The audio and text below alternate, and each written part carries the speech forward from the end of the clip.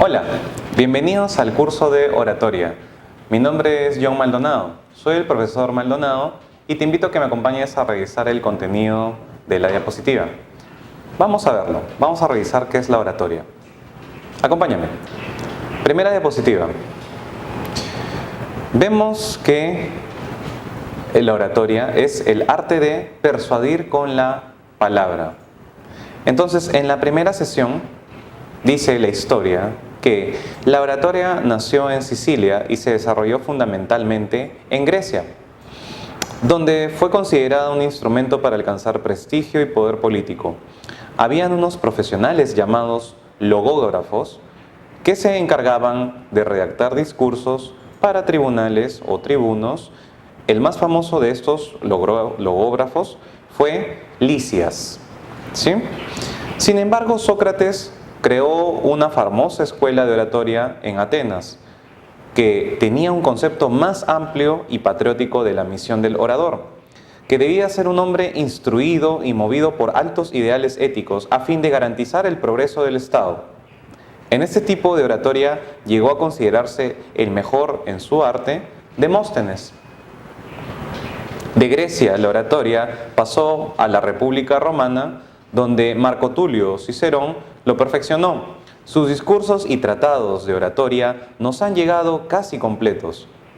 Durante el Imperio Romano, sin embargo, la oratoria entró en crisis por cuenta de su poca utilidad política en un entorno dominado por el emperador. Definición. Entonces, la oratoria vendría a ser, ¿no? Dice, las palabras forman el lenguaje verbal y se organizan a través de dos formas lógicas, también llamadas sistemas o ejes, ¿no? El paradigmático y el sistemático. Ahora vamos a ver cómo hay que hacer con este sistema paradigmático o sistemático, ¿no? Con estos ejes. Elegir y combinar. Ese es básicamente todo lo que hay que hacer. Elegir y combinar. ¿Ok? Veamos. La oralidad tiene como soporte temporal la palabra, ¿sí? Es tiempo del lenguaje en un aquí y ahora. Por ello, la oratoria toma en cuenta la elocuencia, la puesta en escena de la palabra. La palabra es una construcción arbitraria y dinámica, siguiendo a Ferdinand Saussure, fundador de la lingüística moderna. La palabra, como todo signo o código, tiene significante, que es el soporte físico de la palabra, o la huella auditiva, ¿no? El significante, y el significado, que es el contenido, ¿sí? Repito, significante, la huella física o audible, y el significado, que es el contenido, el concreto, ¿sí? La persuasión solo es posible si el otro entiende los significantes e interpreta los significados. Repito, solo es posible si el receptor del mensaje entiende los significantes, ¿no? Logra captar todos los sonidos, los ademanes, los gestos y los interpreta, los entiende, los capta e interpreta los significados, los contenidos de las palabras, ¿sí? Y estos contenidos obviamente tienen que tener valor, peso. Si no, no existe la persuasión. Sin el otro, en otras palabras, el destinatario, público, receptor o auditorio, no existe la comunicación. Por lo tanto, cualquier oratoria existe siempre y solamente en función de los intereses y del marco de interpretación. ¿Cómo elegir el tema? Debe ser siempre de acuerdo al público o destinatario. Hacer prevalecer temas actuales, siempre pertinentes a la circunstancia, que cause placer abordarlos, en los que sienta alguna autoridad para hablar o perspectiva que aportar. Debe ser siempre de acuerdo al público destinatario, lo mencionamos, con una visión nueva para el auditorio, por aludir a una cita, comparación, anécdota u otra perspectiva. Que deje lugar a seguir investigando, que no cierre el tema. Ahora, esa es la parte de cómo elegir o cómo escoger un tema. Ahora, cómo construir, cómo armar el tema. Lo que hay que hacer primero es pensar siempre en función del interlocutor o el destinatario. Todo es en función de ellos, del público, del destinatario. Prodestinatario. ¿Cómo armar el tema? Prodestinatario. Destinatario positivo, creencia compartida, construcción del nosotros inclusivo y del colectivo de identificación. ¿Sí? Somos parte de un pro, buscamos temas, mencionamos cosas que van a favor de, a favor. ¿Sí? Anti o contradestinatario. Tienes la opción de armar el tema contra o antidestinatario. Obviamente es el menos popular. Destinatario negativo, el excluido, el adversario, la inversión de la creencia, en la oposición, construyo mi posición, ¿no? Normalmente esto se da en los debates, se da en los debates presidenciales, se da en una disertación, en un juicio, ¿no? Es un discurso, una oratoria en contra de, ¿sí? En contra del candidato o en contra de la persona que está siendo juzgada, ¿sí? Paradestinatario, ¿ok? Ya hemos analizado el pro, el anti, ahora el paradestinatario.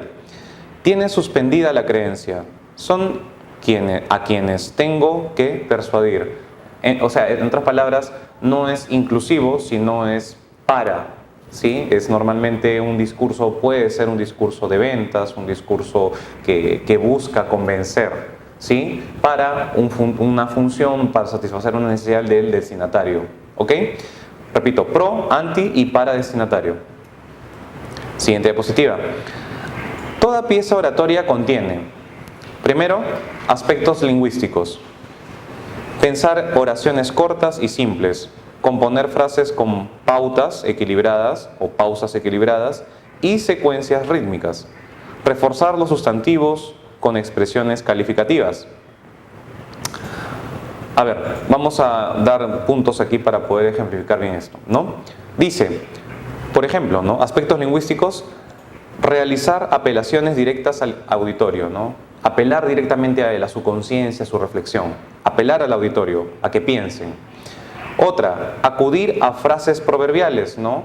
A refranes o a citas célebres. Otra, crear imágenes con las palabras, ¿sí? Lleva mucho es hacer analogías o utilizar eufemismos, etc.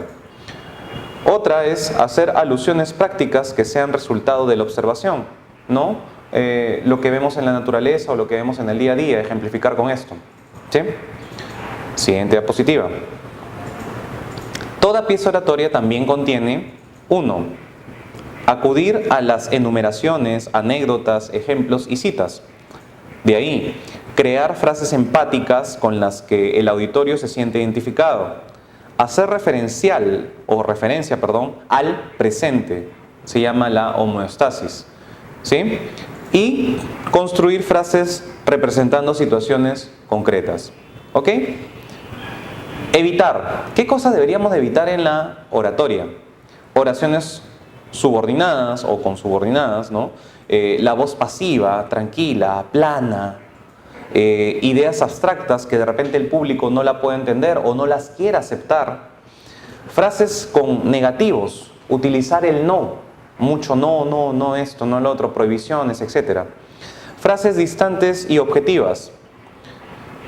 Originalidad en el tema si no se es especialista. Entonces, si no eres especialista en un tema y eres, no sé, ideas cosas, puede ser que no tengan sustento. Entonces, si no hay el conocimiento, es mejor no ser muy creativos a la hora de hacer una oratoria.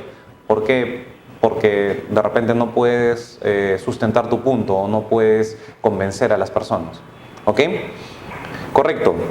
¿Qué información deberías preferir o deberíamos preferir? Datos estadísticos interesantes. Pocos, pero contundentes, fuertes, válidos. Ejemplos, comparaciones, hipótesis o tesis, ¿sí? Hipótesis, supuestos o tesis, ¿no? Propuestas, y testimoniales o testimonios. Otra, articulaciones descriptivas, ¿no? Ya lo mencionamos un poco, ¿no? Las descriptivas, ¿no? Dar enumeraciones, inducir o dar inducción de algo. Normalmente esto se emplea en capacitaciones. Articulaciones didácticas, otra vez en capacitaciones, ¿no? Explicativas, deductivas. Articulaciones prescriptivas, ¿no? Deber, moral. Y las articulaciones programáticas, que son para hacer propuestas de acción o propuestas de realización, ¿no? De hacer algo, ¿sí? Las programáticas. Normalmente esto es cuando ya te capacitan, pero ya te dicen tienes que hacer esto, tienes que hacer aquello, te dan las indicaciones. ¿Ok? Técnicas para un público indiferente. Hay públicos de todo tipo. Tenemos un ejemplo, el indiferente, ¿no? ¿Qué deberíamos hacer?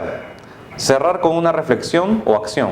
Utilizar frases de impacto, ¿no? El público puede estar frío, puede ser una audiencia dura, pero si los llevas a la reflexión, puede ser que ahí cambie la situación, ya no queden en el estado de indiferencia. Involucrar al auditorio, ¿cómo? Haciendo preguntas, mirándolos a los ojos, etc. Mostrar buen humor. Bueno, el cerebro agradece el buen humor. Generalmente toda la publicidad, si se dan cuenta, o casi todos los programas, o muchos programas llevan humor, ¿sí? Buen humor, comicidad.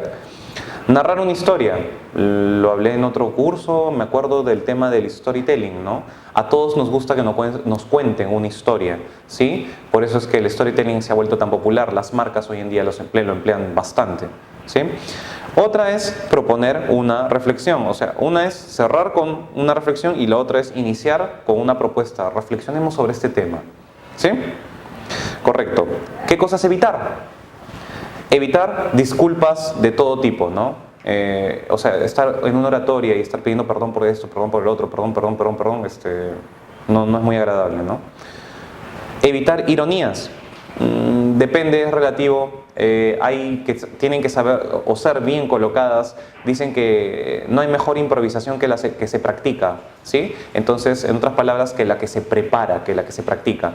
En otras palabras, si vas a ser irónico, tienes que saber cuáles son las posibles reacciones del público. No tomar partido en asuntos polémicos, ejemplo, fútbol, política, aspectos religiosos, etcétera, ¿no? O culturales. No hacer preguntas si no se requiere o se quiere respuestas. No prometer lo que no se puede cumplir. Eso, el storytelling al story doing, ¿no? Y no ser previsible, no ser que sepan lo que voy a hacer en la siguiente etapa o que sepan lo que viene en el cuento o en la historia, en lo que estoy hablando, ¿no? Si eres previsible, entonces la gente pierde interés, ¿sí? Otra, dar saludos, ¿no? Como hemos visto en la tele, ¿no? Muchas veces le quitan el micrófono a la gente que está haciendo saludos. En una oratoria, sí, quiero saludar a mi mamá, a mi papá. Una cosa es agradecimientos y hacer una premiación y otra cosa es dar un discurso. En un discurso o una oratoria, una presentación de formal ante un auditorio, no es muy adecuado, no es muy correcto dar saludos, ¿sí? Correcto. Siguiente diapositiva. Aspectos paralingüísticos. El primero, tenemos, los paralingüísticos son, aparte del mensaje, el contenido, el tema lingüístico, los paralingüísticos tenemos la voz. Ejemplo, dentro de la voz se compone, ¿no? La respiración, ¿no? Y un buen tema para el tema de la respiración es los ejercicios diafragmáticos, ¿no? Saber modular la voz con la cantidad de oxígeno, de aire que inhalas y puedes exponer utilizando todos tus resonadores. Otro, la vocalización. Hay ejercicios, ¿no? De pronunciación, de flexibilidad. Uno es utilizar un lapicero en la boca, ¿sí? Un lapicero y hablar con el lapicero en la boca. Eso mejora la vocalización, ¿no? También la dicción, ¿ok? Otra, la modulación, tener pausas, ¿sí? El tema del ritmo, el tema de la expresión y tono. Y esto va mucho en el tema también de neurooratoria, ¿no? La modulación. El mejor consejo que nos da de repente un autor, una persona muy estudiosa del tema en neurooratoria es Jürgen Klarik. Y Jürgen Klarik nos dice, ¿no? Que cualquier historia que tú cuentes, cualquier tema que tú cuentes, si lo cuentas de una forma, puede ser muy, muy, muy interesante, por más aburrido que sea el contenido. Ejemplo, si tú utilizas en ciertos puntos pausas, mantienes un ritmo, y varías el tono de voz en una presentación, esto hace que la audiencia, que el público se mantenga enganchado, se mantenga despierto, se mantenga interesado. Por eso es que vemos normalmente, ¿por qué? Porque hemos sido programados desde pequeños. Por eso es que vemos normalmente en las historias que nos cuentan desde niños, no muy pequeños, que empiezan, ¿no? Empieza suave. Había una vez y de repente, ¿me entienden? O sea, hay un ritmo en esto, hay una tonalidad y ocurre aquello y de ahí baja. y de ahí sube la intensidad. Y ocurre que la manzana envenenada y todo eso. Y eso nos genera expectativa, nos genera interés. Todo esto es parte de nuestra programación neurolingüística, parte de la programación que tenemos desde pequeños, ¿sí? Por eso lo menciona aquí, el tema de la modulación, las pausas, los ritmos y los tonos, ¿no? Y el tema de la dicción, hay que ser obviamente claros a la hora de hablar, se tiene que poder entender. Si una persona no habla claramente, no se le entiende, genera ruido, genera bulla, genera que el auditorio, la persona que te está oyendo, pierda interés, ¿sí? Porque uno no entiende. Entonces, lo que no entiendes no te interesa. ¿Ok? Siguiente, diapositiva. Otros aspectos paralingüísticos a tener en cuenta, ¿no? Bueno, ya lo mencionamos, la buena dicción, corregir errores gramaticales, hablar con palabras y frases enteras, usar pausas de forma constructiva, ya lo hablamos también, evitar caramelos, chicle, palito, alimentos, lentes en la cabeza, accesorios que sean demasiado llamativos. En el caso de las damas puede ser de repente aretes demasiado llamativos, grandes. En un oratorio, en una presentación, en un auditorio, no debe ser, no sé si se han dado cuenta, las más grandes ponentes, lideresas del mundo, ¿no? Con detalles muy sutiles, adornos muy sutiles a la hora de hacer una disertación, un oratorio, una presentación importante.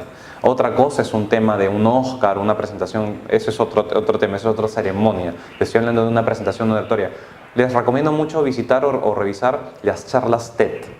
Charlas TED, TED, ¿no? Ahí pueden visualizar cómo se presentan normalmente los oradores, ¿no? Correcto. Siguiente diapositiva. ¿Cómo evitar el uso de muletillas? Todos tenemos claro el uso de las muletillas.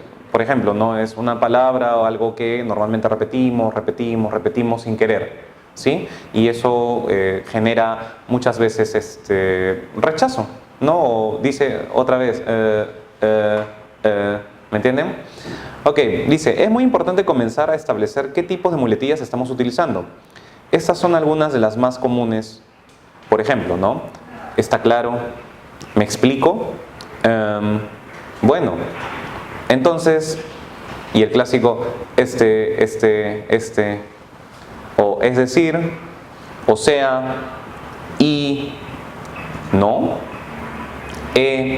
entienden, sí, ¿se entiende? Claro.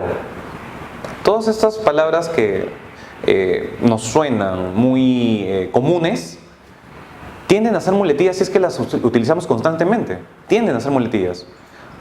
¿Ok? Entonces vamos a la siguiente diapositiva. Si te das cuenta, algunas veces, ¿no? Alguna vez hemos utilizado, y si te fijas con detalle, no son más que un vicio que tenemos para cubrir las deficiencias de nuestro léxico, o que tenemos en nuestro léxico. Para que comiences a mejorar la forma en la que pronuncias tus discursos, pon en práctica las siguientes técnicas. Siguiente diapositiva. Tenemos estrategias para ser un buen orador. Haz conciencia de tus palabras, la primera. De ahora en adelante presta atención a cómo hablas a diario, toma nota de las palabras que más repitas. Un buen ejercicio es grabarse de vez en cuando y luego escucharse uno mismo. De esta manera podrás ser tu propio crítico y así determinar qué cosas debes mejorar. Siguiente diapositiva. Ensaya, lo mencioné hace un momento. ¿Recuerdan? Decía, las palabras o las frases, la mejor improvisación, ¿no? La mejor improvisación es aquella que se ensaya, que se prepara. Pero uno puede decir, pero no es improvisado, por eso es que no es la mejor improvisación. La mejor improvisación es aquella que se prepara, que se prevé, que se planifica. Muchas de las cosas que vemos en el teatro, las actuaciones, que creemos que el actor ha improvisado, ya las había preparado, o ya habían preparado tal o cual improvisación. ¿Sí? Entonces, preparar tu discurso con varios días de antelación siempre será de vital importancia para corregir los errores. Cada vez que notes que estás usando una muletilla, para y buscar sinónimos, ¿no? Para y busca sinónimos de esa palabra si es que es indispensable usarla, o en su defecto elimínala si no es necesaria. Aprender a escuchar. Siguiente diapositiva. Las muletillas son sinónimo de vocabulario pobre. Para evitar caer en este error, la recomendación es leer. Esto te ayudará a incrementar la diversidad de palabras y por lo tanto serás capaz de expresar tus ideas con fluidez.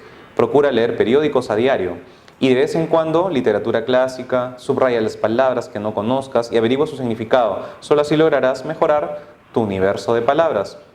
Siguiente diapositiva. Esta es quizá una de las mejores técnicas para hablar en público, la cual consiste en escuchar a otros oradores, preferiblemente a oradores famosos. Con esto lo que se pretende es tomar como ejemplo la forma en que la que se expresan, ¿no? Y cómo usan las palabras. También es recomendable leer los discursos de los oradores famosos y leerlos en voz alta, de manera que tu mente estará captando la forma correcta de dirigirse al público. Muy buen consejo. Importancia de la persuasión.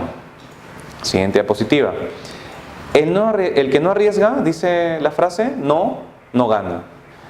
Dice el viejo refrán popular y hoy en día, en la cultura de lo instantáneo, de lo rápido y del vértigo, parece ser un lema bastante popular. Sin embargo, improvisar a veces puede resultar un proceder muy arriesgado. Siguiente diapositiva.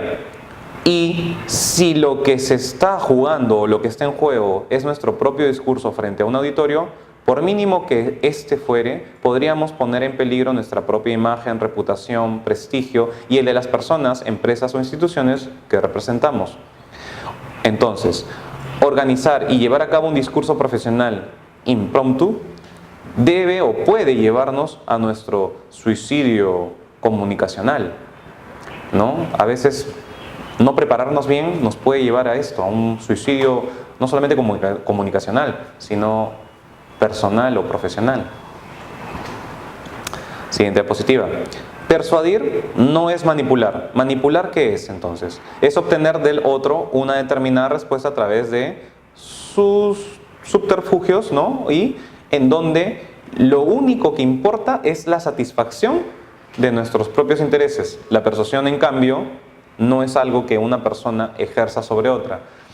En otras palabras, tú persuades, ¿no?, a la persona a que la persona tome la decisión. Y manipular es solamente utilizar, chantajear, utilizar recursos para que la persona haga lo que yo deseo.